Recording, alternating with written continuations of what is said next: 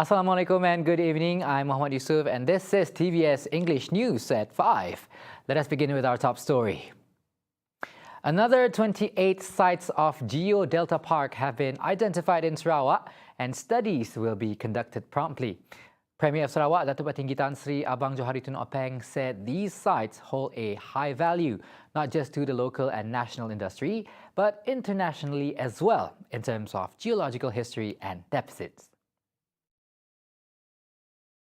Dan 8 geotapak bernilai tempatan, 8 geotapak bernilai kebangsaan dan 12 geotapak yang mempunyai nilai antarabangsa. Jadi ini adalah dalam kajian.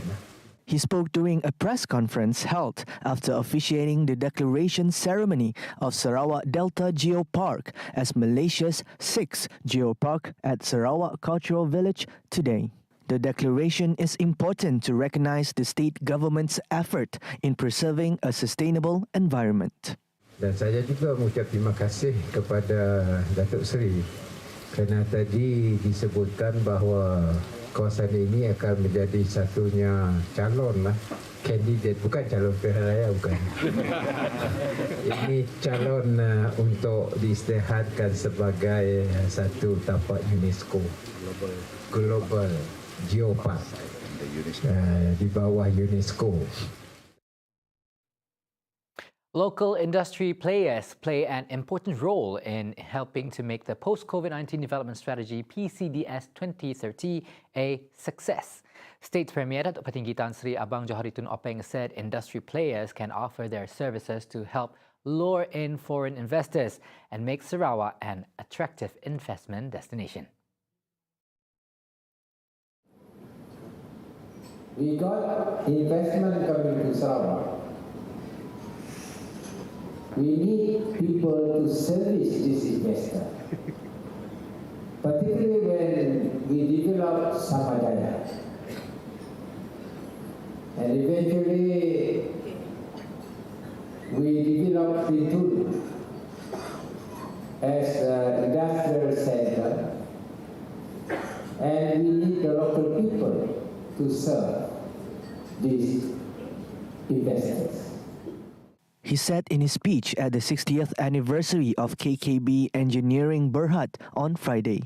Taking KKB as an example, Abang Johari said the construction and engineering company has rendered their services in providing infrastructure expertise to multinational oil and gas companies such as Petronas and Shell. Because of the availability of our own company that can give services to these investors, the confidence level keep on rising. As a result, we managed to attract a lot of foreign investment to Sarawak up today. He said as the state moves towards PCDS 2030 and its green economy, he called upon local players to support in infrastructure development. Calling it a game-changer period, he said the state government are intensifying efforts to improve the infrastructures and it requires the participation of local industry players. On the Diamond Jubilee celebration, Abang Johari congratulated KKBEB founder and chairman Datuk Seri Koh Kak Beng for being one of the respectable companies in Sarawak and thanked him for helping to develop Sarawak. The event was also attended by the former Sarawak Deputy Chief Minister Datuk Patinggi Tan Sri Dr. George Chan and KKB Group Executive Director Koh Pok Tong. Now, 3 houses in PUJUT Miri have been repaired under the Minor Rural Project Sarawak House Repairs for the Poor Program, or MRPPP-RMS, for the PUJUT constituency. PUJUT Assemblyman and Miri Mayor Adam Yee Siu Yatang handed over the newly repaired and improved houses to the owners this morning. The Miri mayor said in a statement that the repair works covered the rooftops, pillars, walls and flooring, and it took about 2 weeks to complete. Yi also pointed out that homes of mostly those in the B40 group, together with the eligible recipients of e-Kasih assistance, are now currently being repaired under the program. The MRPPP-RMS program was introduced in 2018 as an initiative to help the poor in Sarawak, and it has assisted those who are living in the rural areas. Under this program, each assemblyman and member of parliament is allocated 1 million ringgit annually to carry out the program and help with the house repair works. Apart from the MRPPP-RMS, another house repair scheme introduced in Sarawak is the program Pinjaman Rumah Panjang, PPRP. However, it differs from the MRPPP-RMS as it is a special loan given to the natives living in long houses in the form of building materials, costing 30,000 ringgit per family.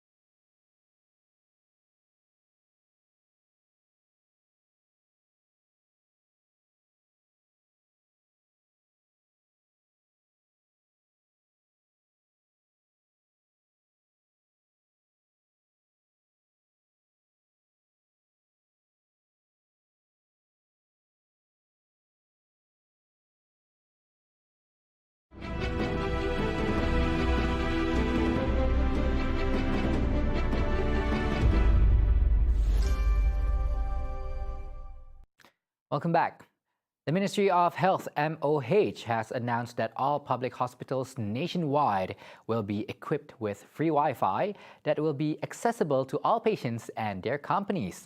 Its Minister Khairi Jamaluddin said its implementation will be done in stages, and the Rembau Hospital in Negeri Sembilan will be the pioneer hospital for the project.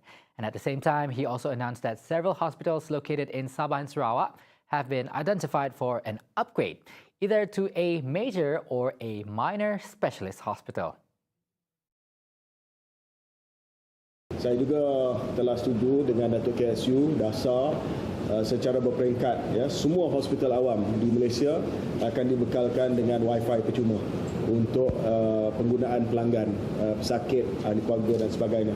Sebab kita dapati bahawa ada hospital yang mungkin capaian telekomunikasi agak tidak berapa konsisten. Jadi dengan Wi-Fi percuma ini, ia akan dapat membantu ahli-ahli keluarga supaya dapat berkomunikasi dengan ahli keluarga yang lain dan juga untuk pelanggan-pelanggan yang lain. Kita bermula di Hospital Rembau. Hospital Rembau akan membekalkan Wi-Fi percuma untuk pelanggan sakit dan juga ahli keluarga sakit. The Rembau Hospital will be upgraded to a minor specialist hospital to enable nearby residents to receive specialist treatment, effectively decreasing the waiting period for patients to consult a specialist. MOH will also be equipping Rembau's hospital with a new operation theatre costing 9 million ringgit. On another matter, various news platforms have also stated that this would be Khairi's final contributions as Rembau's Member of Parliament, as he has not announced his decision on whether to contest or not in the upcoming 15th general elections. And Malaysia is rich with unique, interesting and diverse cultural heritage, including the traditional games that resulted from the combinations of various races in the nation. Minister of Tourism, Arts and Culture, Datuk Sri Nancy Shukri, launched the Festival Permainan Malaysia at Kuala Lumpur 2022 to revive and promote the spirit of togetherness among the communities in Malaysia. Nancy said the festival is also in line with the National Culture Policy's aim to strengthen unity and national identity. The traditional games in Malaysia consist of porch games such as Batu Seremban, Congkak, and Dam Aji, as well as big court games like Gasing, Konda Kondi, and Gala Panjang. Most of these games are played in groups, thus creating interactions that can strengthen the bonds among the communities and help balance physical and mental health. However, the minister said that today's technological advancements have made the people more drawn to the virtual entertainment instead. It needs to be managed well as it is becoming increasingly popular among the younger generation, especially since the 20th Sukma Games have included esports competitions in the list of events. Nancy Shukri said this in her speech during the launching of the festival Permainan Malaysia at Kuala Lumpur 2022 on Saturday. On to some global news. The death of a woman who was under police custody in Iran caused major protests across the country. However, authorities said these allegations were falsified and that the country's Revolutionary Guards have called on the Islamic Republic's judiciary to prosecute those who spread the rumor. The 22-year-old Kurdish woman, Mahsa Amini, was first arrested for wearing unsuitable attire and died while in detention when she fell into a coma.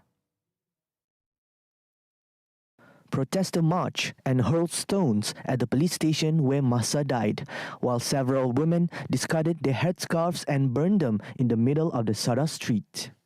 To manage the situation, police fired shots that scattered many protesters.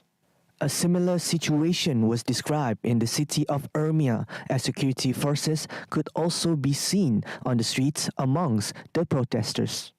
However, the Revolutionary Guards had published a statement expressing sympathy with Amini's family and relatives for their loss.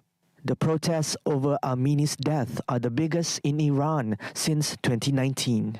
It was focused on the Kurdish populated area in the northwest, but has rapidly spread to the capital and at least 50 cities and towns nationwide.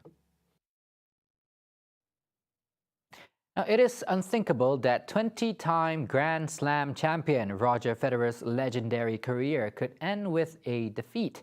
But that is what transpired as Federer lost alongside Rafael Nadal at the Laver Cup on Friday. In a sold-out London's O2 Arena, the 41-year-old Swiss master returned after a year away for the last swing together with his rival Nadal for a memorable finale. In the match, Federer had the opportunity to seal the victory when he served at match point in the men's doubles, but it was ruined by the American pair Jack Sock and Frances Tiafoe. The crowd erupted to salute the emotional Swiss after a brief silence following the initial shock of seeing him losing. Despite the earlier party atmosphere in the stadium, there was no danger of Federer's farewell match turning into an exhibition. And it feels, and it does feel like a celebration to me. I wanted to feel like this at the end, and it's exactly what I hoped for, so thank you. I find that always funny. We always blame my mom for everything, because without her, I wouldn't be here, of course.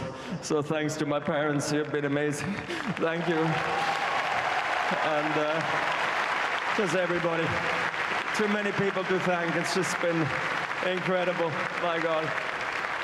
Fantastic night. Thank you, everybody. See the world closer with TVS as we bring you the latest news updates, both locally and internationally, just a click away by heading on to our website at www.tvstv.my or by following us on our social media platforms. And those were the updates on TVS News at 5. Once again, I'm Muhammad Yusuf. Thank you for watching and have a good day ahead.